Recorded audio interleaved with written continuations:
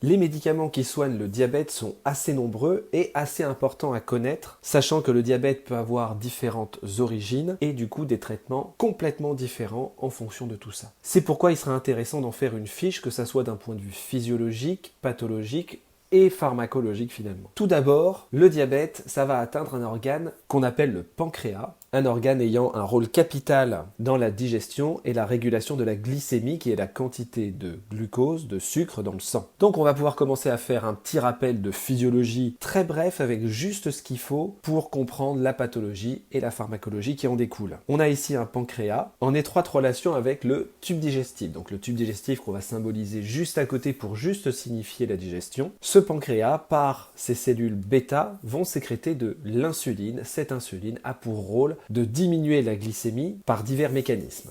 Par exemple, elle va agir sur le foie en y augmentant le stockage du glucose, elle va agir sur les muscles en y augmentant son absorption, mais aussi sur les graisses en augmentant l'absorption là aussi de glucose dedans, ce qui va avoir pour conséquence de diminuer la quantité de glucose dans le sang. Il y a d'ailleurs plusieurs mécanismes qui déclenchent cette sécrétion d'insuline, en tout cas la rendent plus grande qu'à son niveau basal.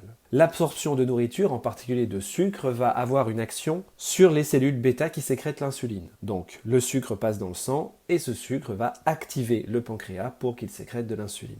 Le passage de nourriture dans le système digestif, dans l'intestin, va activer des hormones qu'on appelle des incrétines, qui vont avoir aussi une action sur le pancréas en augmentant la sécrétion d'insuline. D'ailleurs, ces incrétines sont régulées, leur présence sont régulées par une enzyme, pour qu'il n'y en ait pas tout le temps, la DPP4, et ça se transforme en composé inactif par l'action de la DPP4. Juste aussi, petite subtilité dont on parlera après, le glucose est absorbé sous forme de saccharose, et ce saccharose en fait c'est du glucose plus du fructose, et le système digestif va faire en sorte de couper cette liaison grâce à une enzyme, l'alpha-glucosidase, afin de rendre le glucose absorbable et donc utilisable par le corps. Donc voilà pour les rappels de physio vraiment généraux et un peu raccourcis. Au niveau patho, il va y avoir deux possibilités de diabète. Je parle bien sûr du diabète sucré.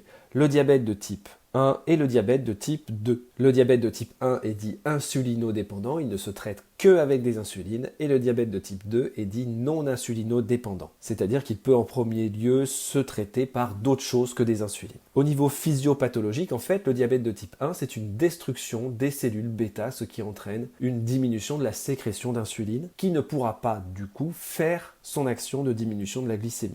On va se retrouver avec une augmentation de la glycémie. Le diabète de type 2, lui, c'est une diminution de la sécrétion d'insuline très progressive et une augmentation de l'insulinorésistance, c'est-à-dire que les organes cibles de l'insuline vont être moins sensibles à cette insuline. Il va y avoir un petit peu moins d'action de l'insuline sur les organes, le foie, les muscles et les graisses. Ces deux actions combinées vont faire que la glycémie va être augmentée. Donc là, c'est des rappels de physiopathologie vraiment très succinctes et très raccourcis pour aborder les différentes classes de médicaments antidiabétiques. Et on va commencer par les insulines qui vont être présentes pour pallier à la déplétion d'insuline, tout simplement. Ça sera les médicaments uniques que pourront prendre les diabétiques de type 1, avec un contrôle le plus minutieux possible sur la quantité d'insuline en rapport avec la quantité de sucre qui aura été absorbée préalablement. Donc il y a des risques d'hypoglycémie lorsque la quantité d'insuline est trop grande, et il y a des risques d'hyperglycémie régulière quand la quantité d'insuline est trop petite par rapport au glucose qui a été absorbé. Le pancréas, là, n'a plus aucune compétence de régulation. Donc il faut un petit peu tout faire à sa place. Les diabétiques de type 2, en revanche, eux, peuvent commencer par d'abord juste des règles hygiéno-diététiques, et si ça ne suffit pas, on va commencer à introduire des médicaments. Par exemple, des sulfamides hypoglycémiants. Ce n'est pas le médicament de référence, mais c'est un exemple de médicament ayant une action directe sur la sécrétion d'insuline par le pancréas. L'augmentation de la quantité d'insuline va faire qu'on va diminuer la glycémie et réussir potentiellement à stabiliser tout ça. Les gliниdes ont exactement le même mécanisme d'action. Le problème, c'est qu'une augmentation d'insuline peut diminuer significativement la glycémie, entraînant potentiellement des hypoglycémies. Deuxième classe de médicaments, on a les biguanides avec qu'un seul représentant à l'intérieur qui est le traitement de référence du diabète, la metformine. Cette metformine, elle va agir en augmentant la sensibilité des récepteurs à l'insuline. Donc ça va augmenter la sensibilité du foie, du muscle et des graisses à cette insuline en entraînant du coup une diminution de la glycémie. En théorie, ce médicament ne fait qu'arrêter l'hyperglycémie postprandiale, c'est-à-dire après un repas. On empêche juste les hyperglycémies d'arriver, ce qui du coup empêche les hypoglycémies d'arriver. Il n'y a pas de risque d'hypoglycémie avec la metformine.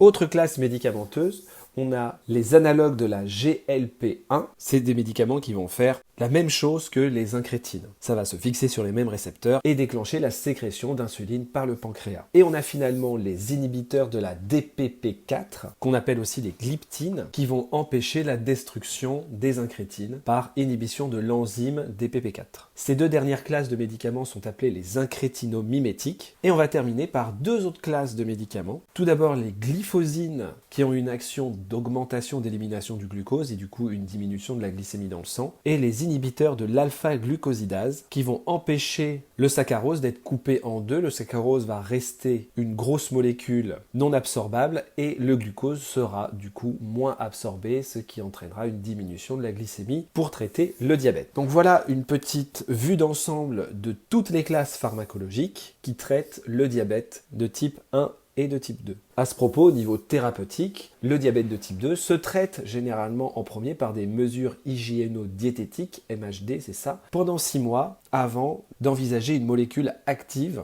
Et si ces mesures ne sont pas efficaces ou alors ont échoué à faire diminuer la glycémie, on va commencer à utiliser une seule molécule et généralement ça sera la metformine. 6 mois après, si ça ne marche pas, on commence une bithérapie, c'est-à-dire utilisation de 2 classes pharmacologiques. Et si jamais ça ne marche pas, on utilise un troisième principe actif qui sera généralement l'insuline. Dans le cas du diabète de type 1 et le diabète gestationnel, le traitement sera uniquement de l'insuline et bien sûr des mesures hygiéno-diététiques qui sont avec. Donc voilà une vue d'ensemble des médicaments qui soignent le diabète avec les rappels de physiologie et de pathologie correspondants.